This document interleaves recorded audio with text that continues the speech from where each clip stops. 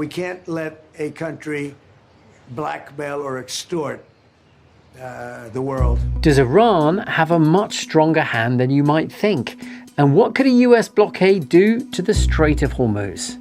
On Monday at 10 a.m. Eastern Time, the United States says it began implementing a blockade of all ships entering and exiting Iranian ports. This new blockade and the escalating threats follows weeks in which it was seemingly Iran that was in control of this vital waterway, which is barely more than 20 miles wide at its narrowest point. We've been called by the other side. They'd like to make a deal very badly. Very badly. Now, this all comes after talks between the Americans and the Iranians over the weekend failed to reach a deal. The Trump administration has repeatedly insisted that it's winning the war. Regardless what happens, we win. We've totally defeated that country. But Iran doesn't look totally defeated. Today, we're joined by one of our colleagues from the BBC Persian service, Parham Gobadi. He's a regular here on our show. From the BBC, I'm Asma Khalid. And I'm Tristan Redman, and this is The Global Story on YouTube.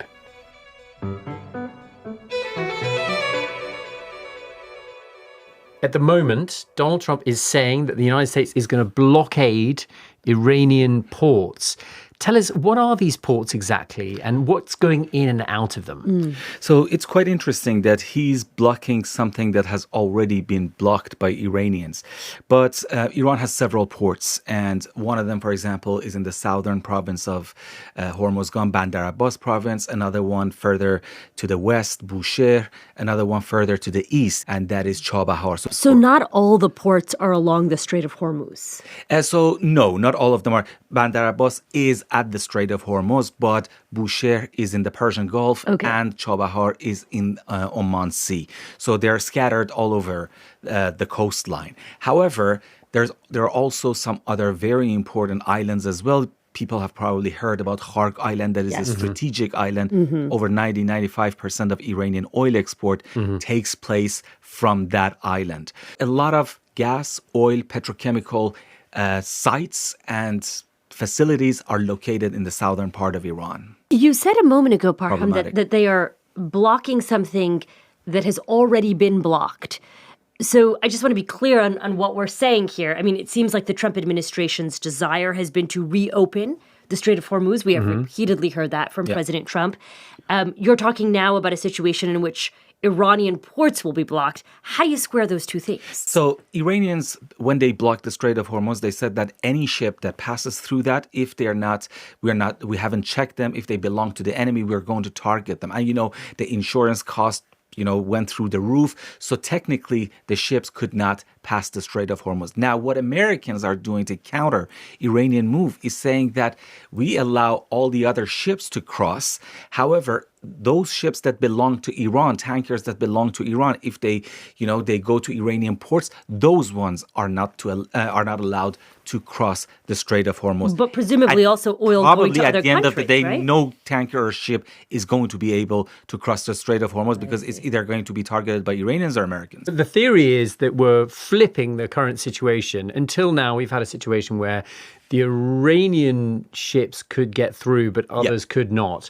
But the idea is now to flip it so it's the others that can get through and not the Iranians. Exactly. Right? So Americans want to apparently cripple the Iranian economy because Iran's one of the main revenues in Iran is through gas and oil. So if they can stop Iran's gas and oil export, which is mainly to China and Asia, then they can put huge pressure on Iranian economy. And the status quo traditionally has been freedom of navigation across that strait. Yeah. So this is a very interesting point that you mentioned because the objective, the aim of the war at the beginning was regime change, mentioned by both Donald Trump and Benjamin Netanyahu, Israeli prime minister. However, after the war began, Iran blocked the Strait of Hormuz, and now the main concern at the moment, Europeans, Americans, the entire world, Arab countries, they're all talking about opening up the Strait of Hormuz. For the world, it came as a shock, but not for Iranians, because hardline Iranians have been promoting that idea, have been talking about that idea for decades. The most hardline part of the Iranian, political system, they were saying that we have to, in order to counter Americans, we have to block the Strait of Hormuz. And it has worked tremendously in their favor. Actually, many analysts believe that blocking Strait of Hormuz has paid off, and it has become a way more significant leverage for Iranians than the nuclear program and that project entirely. Oh, because right. first of all, they can start making money out of this. Second of all, they have choked off the world economy. Many Iranian analysts inside Iran, they're saying that give up the nuclear issue. We have a trump card to play right now from now on, and that is the Strait of Hormuz. So many analysts believe that the war was for United States and for Israelis. They had tactical success, but strategically they failed.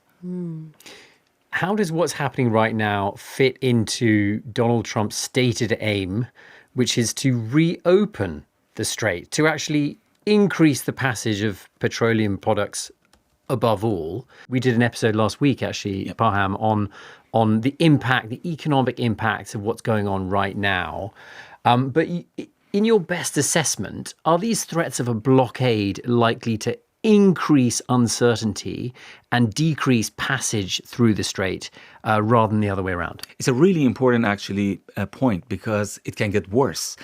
Iranian Parliament Speaker Mohammad Baqir Ghalibaf, who also headed Iran's negotiation team in Islamabad, tweeted something today, and he said that kind of mockingly, saying that the Americans should enjoy the $4 or $5 gasoline, because this is going to be a dream in a few months. Which, by the way, by an American standard, is already high. It's already high. $5 a gallon gas is not a good deal by most American standards. So, and why is he saying that? Because they're saying that if Donald Trump blocks the Strait of Hormuz, we still have another card to play, and that is Bab el-Mandab Strait, that through Houthis they can block in the Red Sea. Many people will remember that Houthis managed to, target ships that were going through the Strait of Bab el-Mandab. So if they can block that strait as well, that is going to be extra pressure on the freedom of navigation in the world.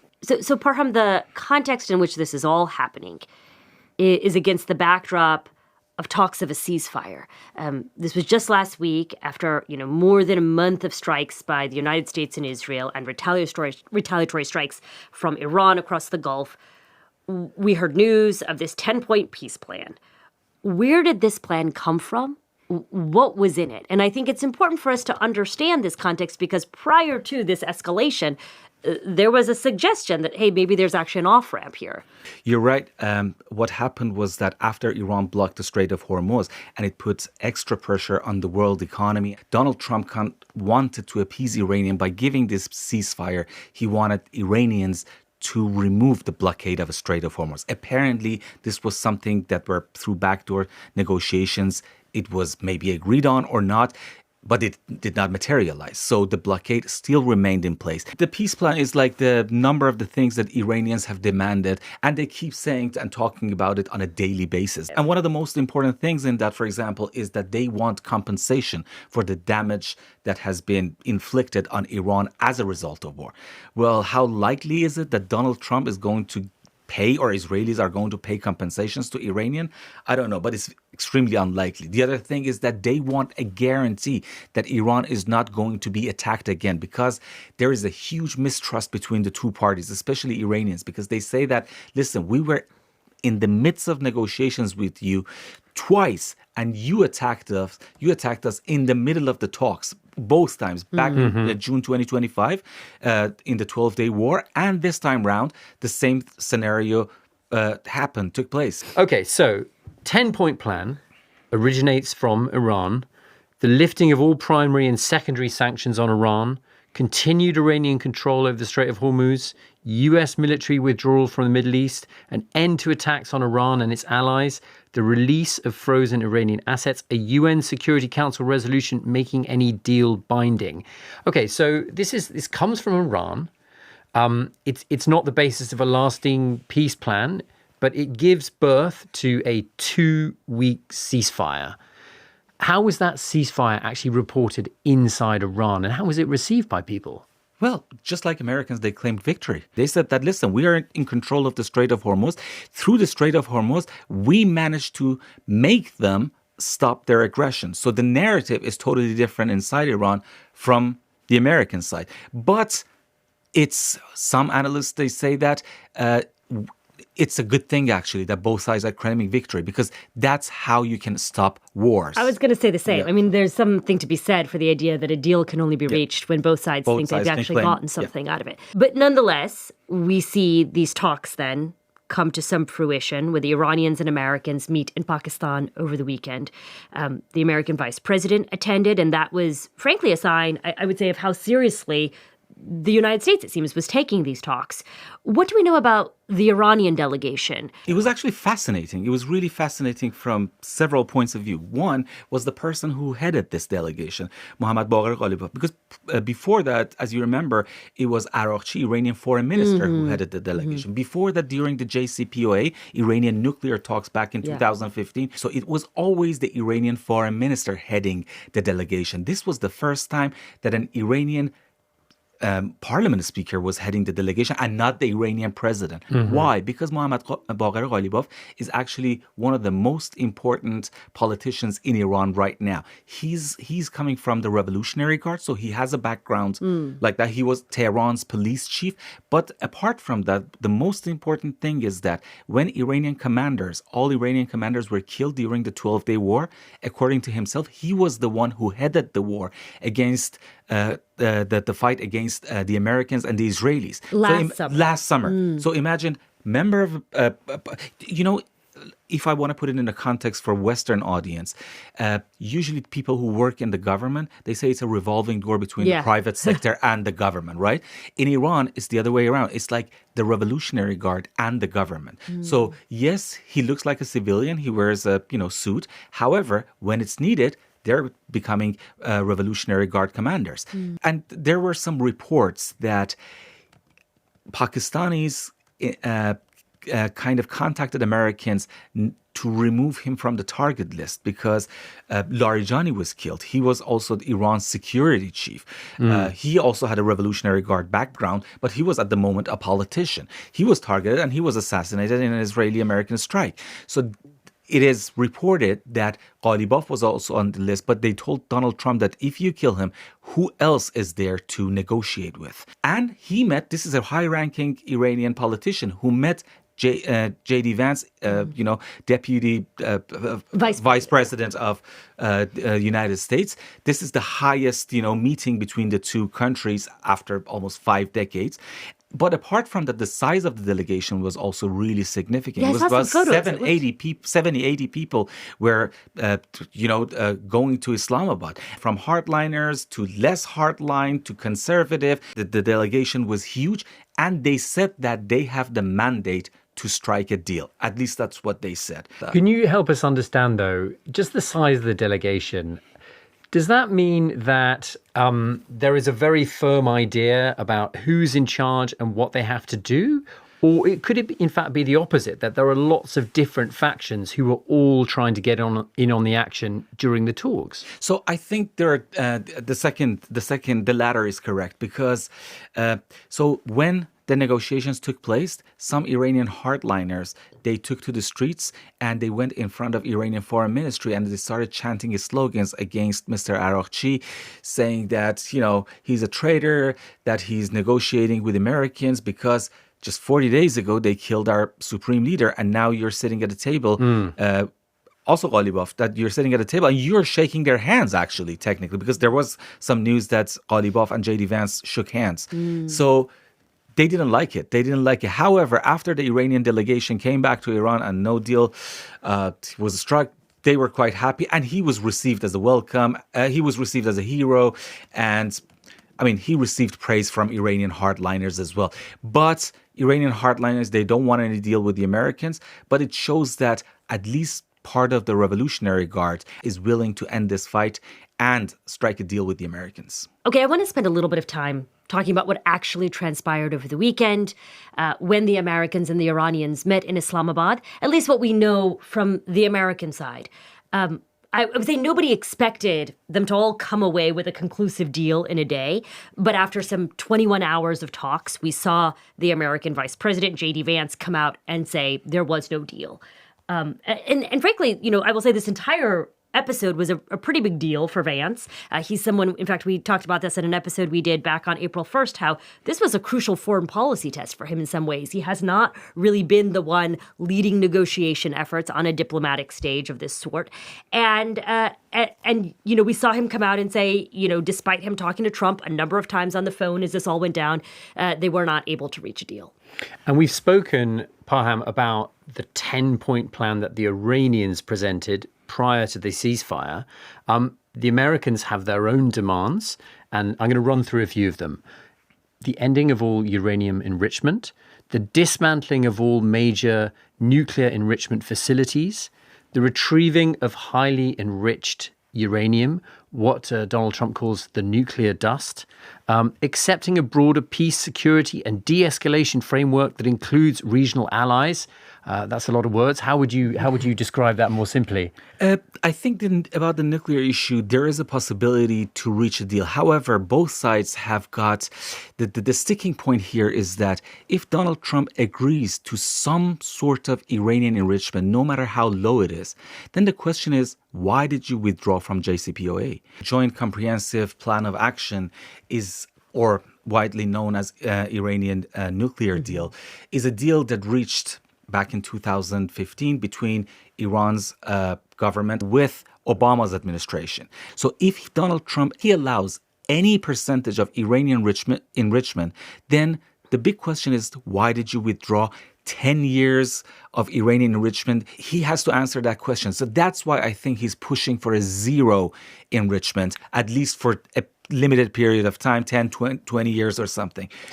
And we also understand that the Trump administration wants to see the Strait of Hormuz fully open, and presumably with no toll passage either. And the ending of funding for proxy armed groups, Iranian allies like Hamas, Hezbollah, and the Houthis. So nonetheless, after this entire day of talks, many hours of talks, we saw the vice president come out and say that they gave the Iranians their final and best offer. That is the American version of events. What did the Iranians say about these talks? Especially if you've sent 80 people, 70 or 80 people all the way to Pakistan and they come back empty-handed. How do you spin that? They're all, following the same line that, yes, we were about to strike a deal. The Americans suddenly started putting extra pressure after they've made 6 phone calls and had a conversation with Donald Trump. Some of they're saying that after talking to Benjamin Netanyahu, interrupted the negotiations after the calls. So we don't know which version is correct. These are just reports from different, So the Iranian version of events is that they were close to making a deal. They were close to making a deal. However, they say that Americans wanted it all. And Donald Trump said that as well. He said that I don't want 90% of my demands. I don't want 95% of my demands. I want all my demands. And that infuriated Iranians. They're saying that we're going to teach you a lesson that this is not how the negotiations work. We have patience. We are open to diplomacy, but you cannot dictate your terms to us. Well, I wonder if now is maybe the moment for us to talk about this nuclear issue. Yeah. Okay. What are the points that the Iranian side refused to accept from the American proposal? And I'm really interested by the point that you raised earlier on, which is that the nuclear issue is suddenly less important to the Iranian side after they realize how much power and leverage they have because of their control of the Strait of Hormuz. Exactly. So for Iranians, it's really important not to make the mistake of the JCPOA, because JCPOA, yes, they reached a deal. However, when Donald Trump got into power, he could withdraw from the JCPOA, from the Iranian nuclear deal. So they wanted to be ratified by the Congress. And if you know the American, domestic politics, this slow. is not something easy to be done. So Iranians are saying, okay, let's say that we reached a deal with Donald Trump. How do we know the next president is not going to have a different agenda and say that this deal was also a bad deal? I want to have another deal with Iranians. I know Donald Trump likes to make allusions to who is carrying the cards. Yeah. And I don't know if you're a poker player or not. No. And there is an expression in poker, which is to get a great card in the final card that's dealt. You get a great card on the river. And I just wonder to what extent the Iranian situation is a bit like that. They suddenly discovered that they had this ace that they didn't realize they had. Did they suddenly discover? I mean, I've been wondering this too. We talked about the Americans wargaming. That's what I'm saying. They knew they had this potential, but I think they refused to play that card because it was a risky card. Now it's different for them. Now it's an existential crisis. So they're playing any card available to them. But there is a point about this blocking Strait of Hormuz. Yes, Iranians now have the upper hand. However, they need to be really careful with this card strategically and in the long run, because Iranians now have the upper hand, and many Iranians are saying that this is the right moment to strike a deal with Americans. However, if they don't do that, we see that Europeans are getting together. UK and France are getting together, inviting many other countries to say, quote unquote, defending the freedom of navigation. This is a sign that there is a coalition, forming against Iran. So in the long run, Iran can be not a threat to the region, according to Western governments, but a threat to the world. Farhan, does the United States simply not know how to negotiate very well with Iran? What we're seeing here the consequence of decades and decades of not having any contact with each other? That's a very good question. I think the problem is Donald Trump's style of negotiation is, a carrot and a stick. So to hit really hard, and then suddenly he was talking about erasing the entire Iranian civilization. Then they are they're sitting at a table negotiating with Iranians. So that's a style. But that shows incohesion. And lack of trust. Lack of trust. So Iranians, their movement is called, their ideology is based on resistance. And that's what they call it. That's what they call their proxies, axis of resistance. So their entire ideology, their entire existence is based on resistance. So Trump and Netanyahu thought that if they bomb Iran, if they kill Khamenei, they're going to give up. They haven't. Not only haven't they given up the power, but they've also managed to choke up one of the most important waterways in the world. It seems like both the United States and Iran left these negotiations over the weekend to some degree refusing to budge on certain things. And that makes me wonder, okay, well, fine, maybe if you both think you win, you can get to the negotiating table. But if you both are refusing to budge on anything, then you're really actually not going to solve anything. And that makes me wonder, where does this go from here? So the one of the biggest risks is that Americans and Israelis are going to continue bombing Iran. But the question is, all those bombings, yes, they have weakened Iranian ballistic capabilities, but they have not eradicated and obliterated Iranian ballistics. Iran is still capable of shooting missiles both at Israel and the regional countries, like countries in the region. And there's a huge problem with that. One of the most important issues is that Iran's ballistic missiles are really low-cost made weapons. However, American-made interceptors are very expensive, millions of dollars compared to just, tens of thousands of dollars. So this is and they are going, according to American officials, this is depleting American stockpile of weapons and interceptors. And that's not only dangerous for Americans, because Chinese and Russians are also watching, and they're probably enjoying that, to see American stockpile depleting day by day, because they need not only to use it for themselves, Americans, but they also have to provide it to Israelis and Ukrainians as well. So this is for Iran, becoming a war of attrition is in their favor if this becomes a war of attrition. However, this is not playing in favor of the Americans and Israelis. And we know there's certainly not an appetite amongst the American public for a resumption of a full-out war, right? I mean, to be clear, we've still continued to see a war over the last several days, but I'm talking about the full-scale escalation you're describing.